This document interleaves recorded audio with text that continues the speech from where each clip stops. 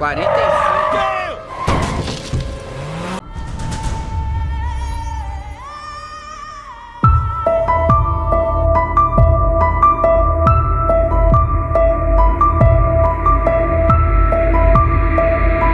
Ei, você conhece a morte?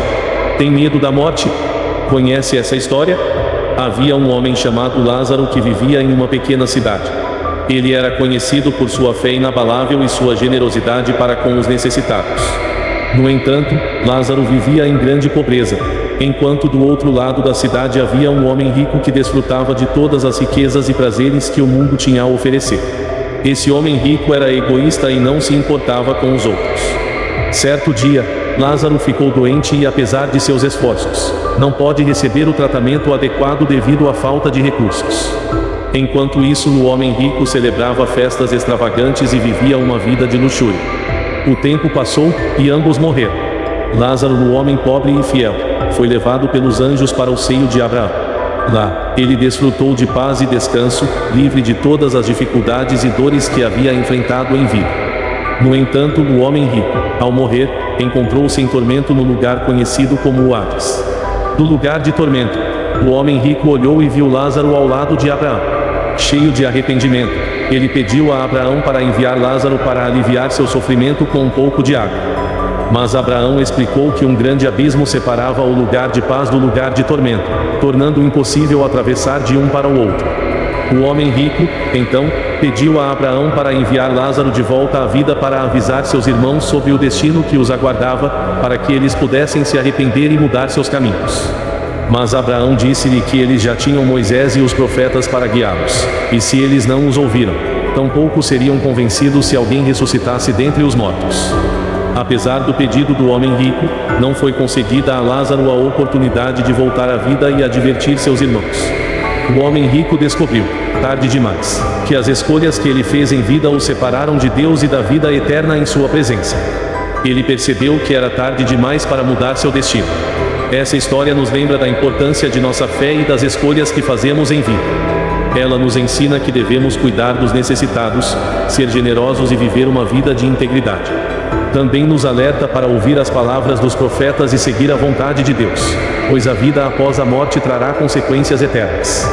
Após a morte, nosso destino é determinado com base em nossas escolhas e relacionamento com Deus durante a vida terrena. A Bíblia menciona diferentes lugares para onde vamos depois da morte. Primeiramente, é importante mencionar que a Bíblia descreve a existência de duas possibilidades principais: o céu e o inferno. O céu é retratado como um lugar de eterna comunhão com Deus, um lugar de alegria, paz e plenitude. Por outro lado, o inferno é descrito como um lugar de separação de Deus, um local de tormento e sofrimento. Aqueles que entregaram suas vidas a Deus, aceitando Jesus como seu Salvador pessoal, têm a garantia da vida eterna no céu. Esses indivíduos têm seus pecados perdoados e são reconciliados com Deus. A Bíblia menciona que no céu haverá paz, adoração e um profundo relacionamento com Deus. No entanto, a Bíblia também fala sobre aqueles que rejeitam a Deus e vivem em pecado. Segundo as Escrituras, eles enfrentam a perspectiva de uma eternidade separados de Deus, no inferno.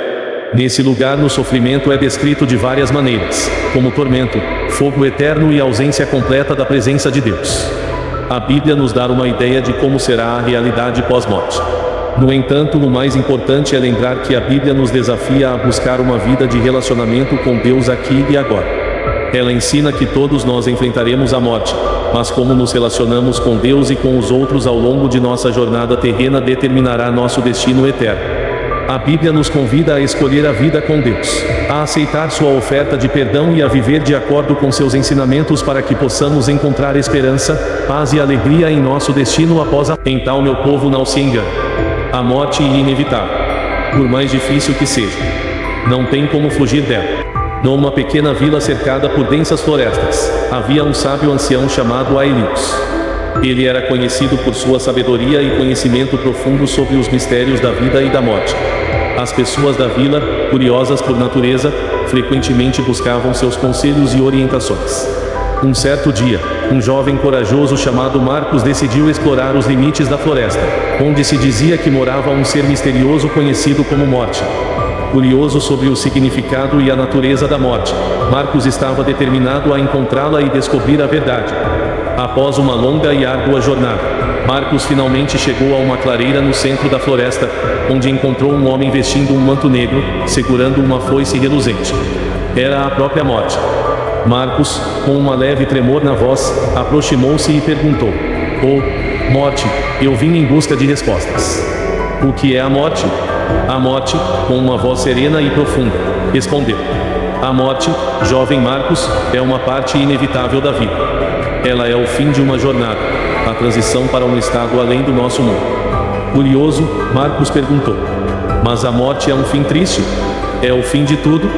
A morte sorriu, compreendendo a confusão e incerteza de Marcos, e respondeu: "A morte não é o fim completo, mas sim o portal para o desconhecido. É um ciclo que se repete constantemente. A morte traz o fim para a vida física, mas o espírito transcende e continua em um plano diferente." "Então, todos nós morremos?" retrucou Marcos indignado. A morte assentiu.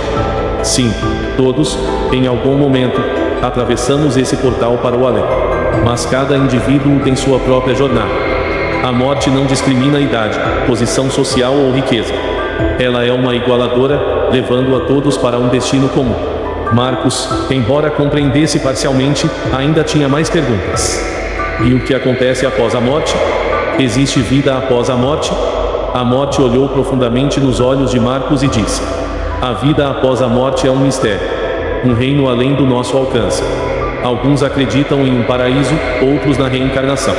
Há aqueles que dizem que se tornam espíritos, livres para vagar pelo universo. Mas tem a verdade, que é a palavra de Deus, que diz: assim já não sou eu quem vive, mas Cristo é quem vive em mim. E esta vida que vivo agora, eu a vivo pela fé no Filho de Deus, que me amou e se deu a si mesmo por mim." Surpreso com a resposta, Marcos aproximou-se ainda mais. "Então, como devemos encarar a morte? Como devemos viver sabendo que, eventualmente, todos encontraremos esse destino?" A morte acariciou a barba, pensativo, e respondeu: "A compreensão da morte deve servir de lembrete para viver a vida plenamente. Devemos valorizar cada momento, amar profundamente, perseguir nossos sonhos e ajudar os outros. A morte não deve ser temida, mas sim um lembrete para aproveitarmos o presente." Com essas palavras, Marcos percebeu que a morte era uma parte natural e essencial do ciclo da existência. Ele agradeceu à morte por suas palavras e sabedoria, sabendo que tinha recebido um presente raro de compreensão. Ao retornar para a vila, Marcos compartilhou sua jornada com o sábio ancião Aelius. Ele contou sobre o encontro com a morte e as sábias palavras ditas. Aelius, com um sorriso sábio, afirmou: "A morte é um mistério inescapável, mas a vida é nosso maior tesouro. Viva sua vida com sabedoria, compaixão e um coração cheio de amor." E assim, Marcos levou consigo a sabedoria da morte, dedicando-se a viver